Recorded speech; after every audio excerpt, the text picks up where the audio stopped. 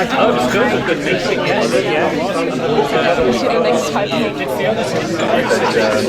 I played no bigger than the people in Jesus.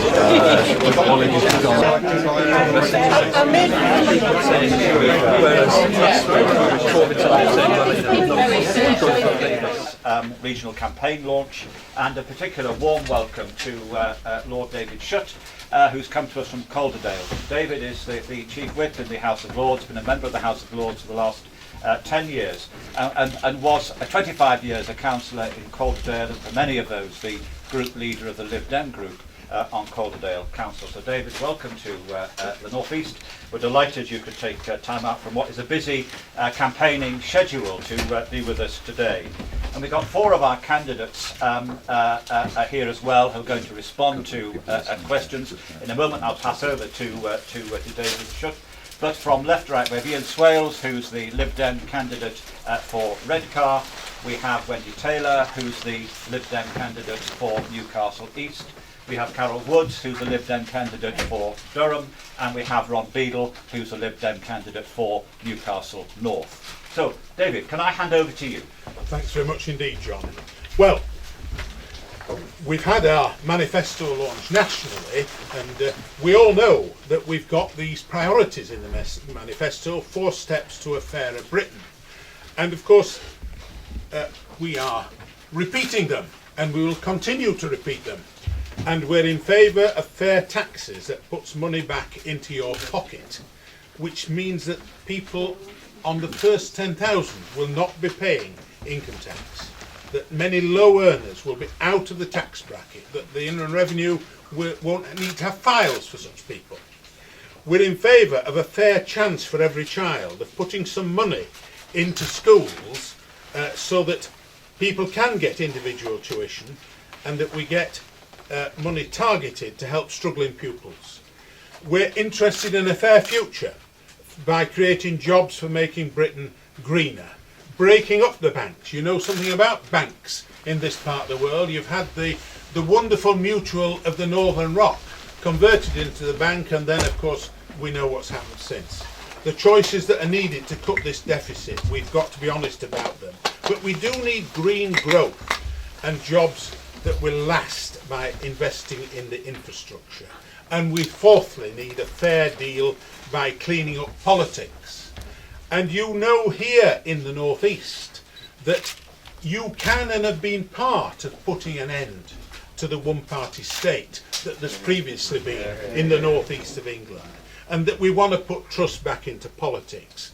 Firstly by allowing MPs to be sacked, and overhauling the whole business of Westminster with fair votes, an elected House of Lords, and all politicians paying full British taxes.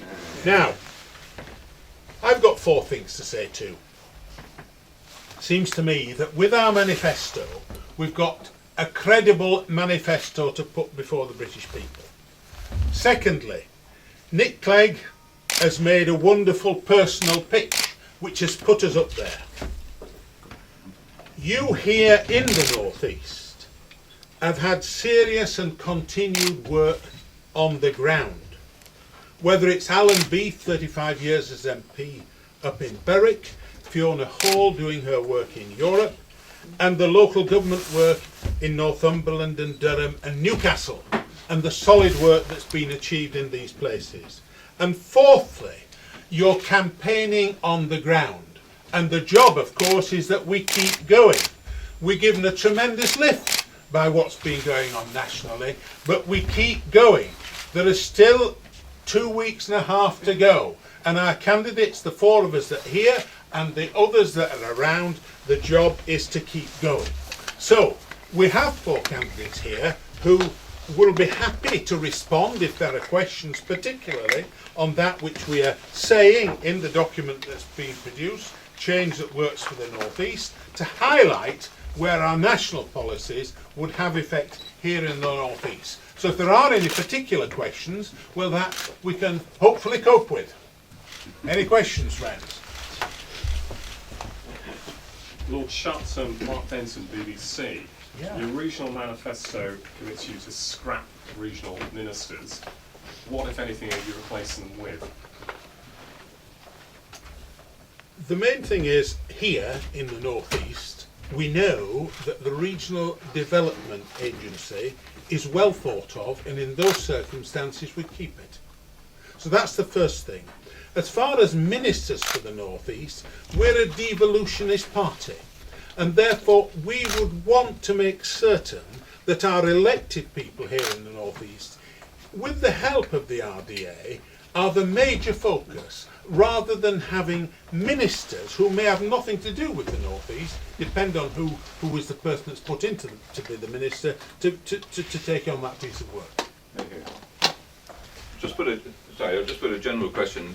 If the polls and the boosted support you got after the leaders' debate, if you stick at 30, maybe even more, how many seats do you reckon that would translate into in the North East? And what's your projection 2.5 weeks out? I don't know whether we've got a psephologist amongst these. I have to say that if you get 33% nationally, it does give you a certain lift.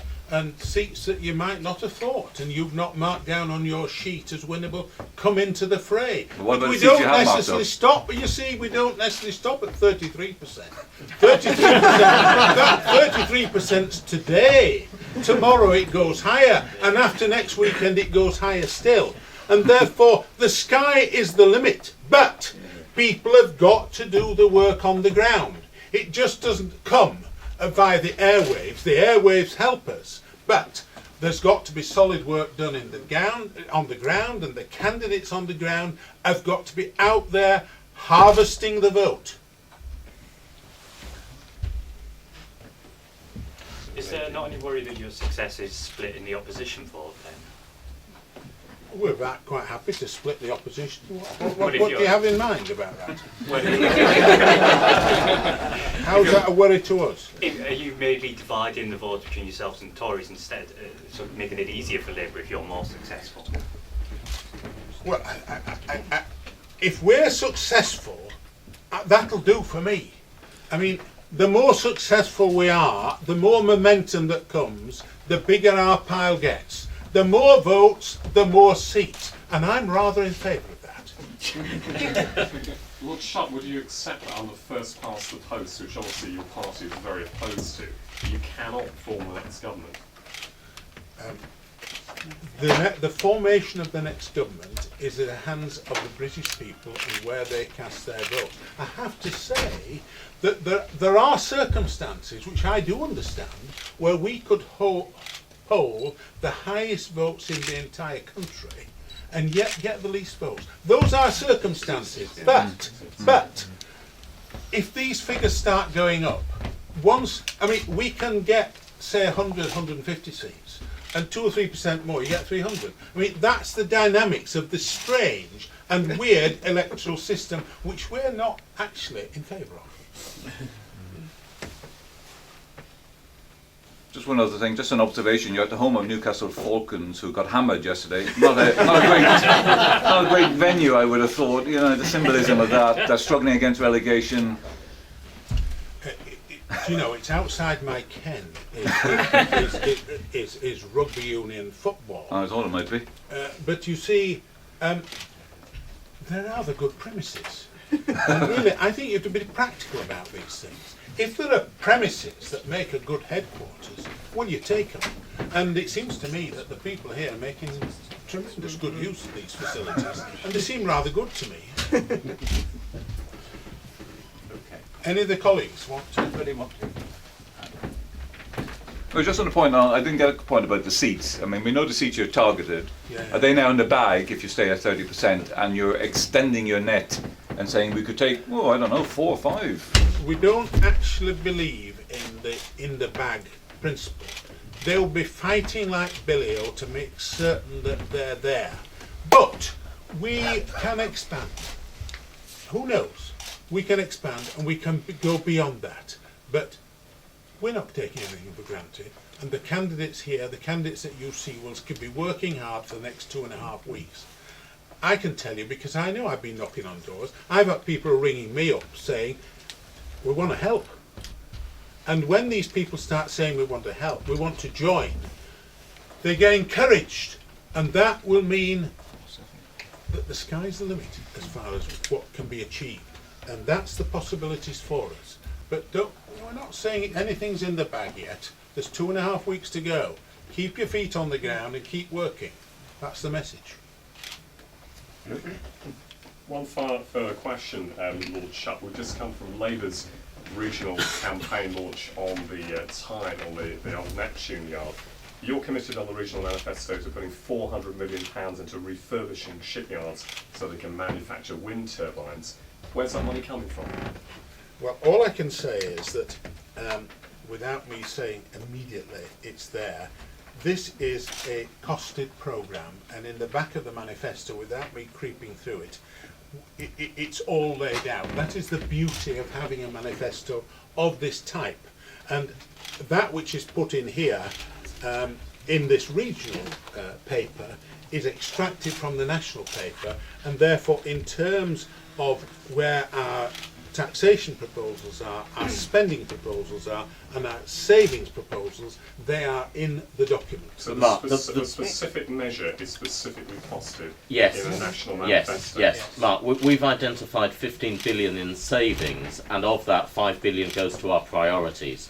The 400 million that you're talking about comes from that 5 billion. That is a national priority, Yes. not just a regional priority. No, it's a national priority, but it's been identified as a fund specifically for the North Eastern Scotland, and that's in the manifesto. Are we okay at that? Yeah, that's Nick Clegg just ringing to confirm. You've got to try and set up on the terrorists. Yeah. Yeah. Yeah. Can we do an interview with you? Yeah, sure. Thanks Yeah. Thanks very much, everybody. Thank you.